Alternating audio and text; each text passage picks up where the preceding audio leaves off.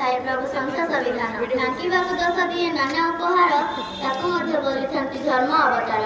ମହାତ୍ମା ଗାନ୍ଧୀଙ୍କ ଭଳି ଅନେକ ମହାପୁରୁଷମାନେ ଆମ ଦେଶରେ ଜନ୍ମ ନେଇଥିଲେ।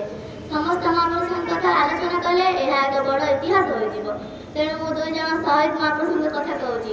ସେ ଦୁଇ ଜଣ ହେଲେ ଶହୀଦ ଲକ୍ଷ୍ମଣ ନାୟକ ଓ ଜୟରାଜ ଗୁରୁ। 1943 ମସିହା ମାର୍ଚ୍ଚ ମାସ 29 ତାରିଖ ଭୋର 5ଟା ଆକାଶରେ ସିନ୍ଦୁର ଫାଟିଥାଏ। ବ୍ରହ୍ମପୁର ଜେଲ ଫାଶୀକୁଣ୍ଡରେ ଝୁଲିଲେ ଶହୀଦ ଲକ୍ଷ୍ମଣ ନାୟକ। ସେ ଶହୀଦ ହେଲେ ସତ, ସେ ମାତ୍ର ଚିରଦିନ ପାଇଁ ଅମର ହୋଇ ରହିଛନ୍ତି। ସେ ଫାଶୀକୁଣ୍ଡରେ ଝୁଲିବା ପୂର୍ବ ରାତିରେ କହିଥିଲେ ଯେ ସ୍ୱରାଜ୍ୟ ଆସିବ। ମୁଁ ଜାଣେ ଦୁଃଖ ଏତିକି ଯେ ସ୍ୱରାଜ୍ୟ ଆସିବ ମୁଁ ଦେଖିପାରିବି ନାହିଁ। ଫାଶୀକୁଣ୍ଡ ଆଡ଼କୁ ସେ ଯାଉ ଯାଉ ପୋଲିସ ଶେଷ କଥା କହିଥିଲେ ଯେବେ ଆକାଶରେ ସୃଷ୍ଟି ଅଛି ଦେଖିବୁ ରହିତା ସ୍ୱରାଜ୍ୟ ନିଶ୍ଚୟ ଆସିବ। ହସି ହସି ଫାଶୀକୁଣ୍ଡରେ ଝୁଲିଲେ। ଦୁଃଖ ନାହିଁ, ଆଖିରେ ଲୁହ ନାହିଁ, ମନରେ ଭରି ରହିଥିଲା ଦେଶପ୍ରେମର ଉଦ୍ବେଳ ତରଙ୍ଗ। ଠିକ୍ ସେହିଭଳି ଜୟରାଜ ଗୁରୁଙ୍କୁ ମଧ୍ୟ ଇଂରେଜୀମାନେ ରାତି ଅଧରେ ଗଡ଼ାରେ ପଶି ଧରି ନେଇ ଏକ ବରଗଛରେ ବାନ୍ଧି ଦୁଇ ଫାଳ କରିଦେଇଥିଲେ। ମାତ୍ର ସେ ଆମ ରାଜ୍ୟର କୌଣସି ଗୁପ୍ତ କଥା ଇଂରେଜମାନଙ୍କୁ ଜଣାଇ ନଥିଲେ।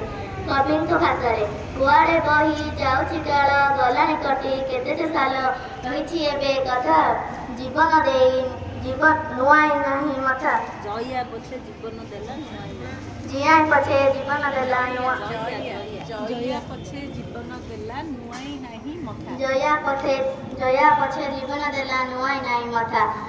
ଆମେ ସେତେବେଳେ ଯାଇ ଉନ୍ନତିର ଚରମ ସୀମାରେ ଉପନୀତି ହେବେ ଯେତେବେଳେ ଆମେ ସମସ୍ତେ ଏକାଠି ହୋଇ ଆମ ମନରେ ଶାନ୍ତି ଓ ମୈତ୍ରୀ ଭାବନା ରଖି ଆମ ସମାଜ ପାଇଁ କିଛି କାମ କରିପାରିବା। ଭଗବାନ ଆମକୁ ଯେଉଁ ସୌନ୍ଦର୍ଯ୍ୟ ରୂପ ଦେଇଛେ କେବଳ ଭୋଗ ବିଳାସରେ ଆଉ ଏସ୍ ଆରାମରେ କଟେଇବାକୁ ନୁହେଁ, ଆମ ସମାଜ ତଥା ଜାତିର କିଛି ଉନ୍ନତ କାମ କରିବାକୁ। ଆମେ ଏ ଦୁନିଆକୁ ଆସିଛେ କିଛି ଦେବା ପାଇଁ, କିଛି ନେବା ପାଇଁ ନୁହେଁ। ଦେବାରେ ଆନନ୍ଦ ନେବାରେ ନଥାଏ, ଖୁଆଇବାରେ ଆନନ୍ଦ ଖାଇବାରେ ନଥାଏ। ମଣିଷ ତ ଏକ ମରଣଶୀଳ ପ୍ରାଣୀ।